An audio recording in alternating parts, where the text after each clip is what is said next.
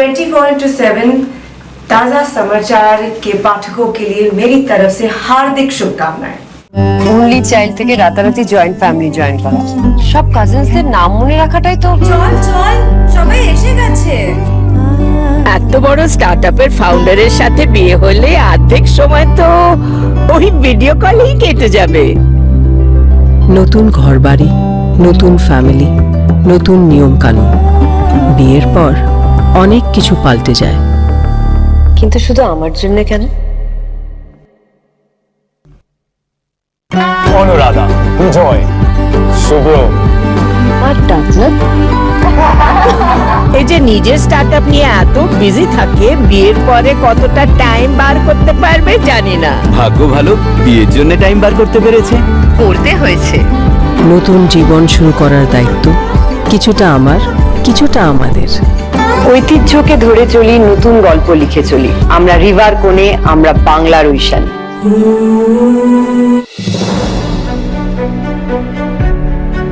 हाल ही में Shanti Niketan medical college में 3 दिवसीय कार्यक्रम SMC मेड एक्सपो 2025 का आयोजन किया गया था।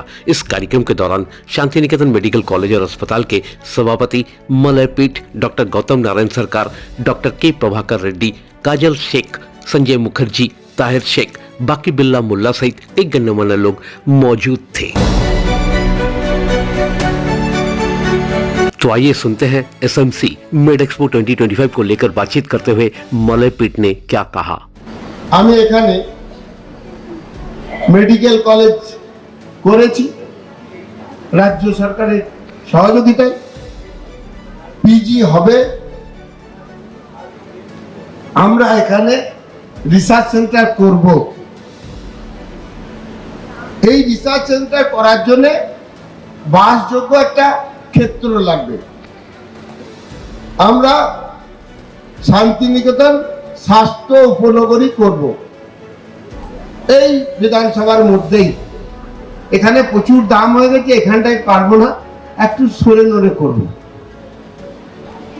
সেই স্বাস্থ্যনগরীতে আমাদের ডাক্তারবাবু, নার্স, সমাজের বিভিন্ন মহিলাদের নিয়ে একটা কোর্স একাডেমি করব, যেটা 500 জন মহিলা পরিচালনা করবে মানে এই নয় মালিকানা অন্যজনা থাকবে, ওই 500 জনেরই মালিকানা থাকবে, জমি রেজিস্ট্রিটা তাদের নামে হবে। দেখুন, ডাক্তারবাবুদের স্ত্রীরা কাজ পায় না, অনেক সময় অনেক অসুবিধা হয়, তারা একটা কাজ পাবে। আমাদের ছেলে মেয়েদের, আমাদের মেয়েদের নিয়ে তারা ক্লাস্টার করে একটা কোর্স একাডেমি করবে। সেখানে কোর্সের বিভিন্ন ইনস্টিটিউট, এক্সিবিশন এবং বিভিন্ন ধরনের অ্যাক্টিভিটি যাবে। 500 মহিলা নিয়ে আমরা ক্লাস্টার গঠন করব। এটা আমরা করব কালচারাল একাডেমি। কালচারের সমস্ত ধরনের কোর্স হবে, প্লাস হচ্ছে যে বিভিন্ন অ্যাক্টিভিটি যাবে। এর মালিকানা দেখা গেল 50 জন ডাক্তারবাবুর স্ত্রী আছে, আমাদের হয়তো 50 জন স্ত্রী আছে, আর রয়েছে সাধারণ মানুষ 400 জন। এই ক্লাস্টারটা করব। আমরা রিক্রিয়েশন ক্লাবের একইভাবে 500 জন মহিলা দিয়ে করব। 500 জন মহিলার জন্য বিভিন্ন পরিষেবা, দোকানদারি, এগুলো হবে অ্যাজ এ শপিং মল, কিন্তু পরিচালনা শপিং মলের মালিকানা থাকবে ওই ক্লাস্টারে।